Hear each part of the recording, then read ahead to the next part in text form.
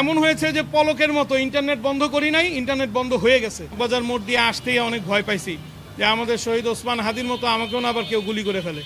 আমি সত্যি অনেক ভয় পাইছি। আমি গ্লাসের পর্দাটা টান দিয়ে তারপরে আমি আসছি। এত ভয় নিয়ে আমি ব্যবসা কেন করতে যাব এই দেশে?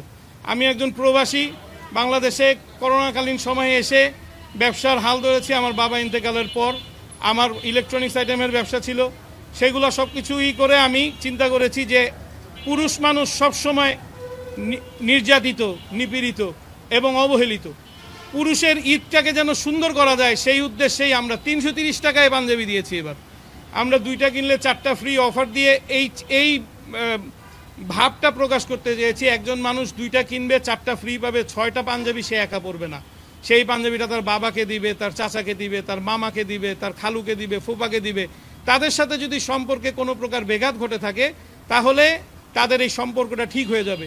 এই চিন্তা ভাবনা থেকে অফার দেওয়ার পর যদি এই সিন্ডিকেট ব্যবসায়ীরা আমাদের উপরে আক্রমণ করে এবং পুলিশ সদস্যরা যদি তাদেরকে সহযোগিতা করে আমাদের গরিব দুঃখী অসহায়দের চালানোর মতো এই প্রতিষ্ঠান বন্ধ করে দেয় এবং সামনে পুলিশ পাহারা দেয় এবং গ্রাহকদেরকে বলতে থাকে যে এই প্রতিষ্ঠানের চেয়ে ভালো পণ্য অন্য মার্কেটে পাওয়া যায়, ওইখানে যান, কাস্টমারদেরকে ধাক্কা দিয়ে বের করে দিবে, এই রকম পজিশন যদি হয় তাহলে আমরা ব্যবসা বন্ধ করে দিব।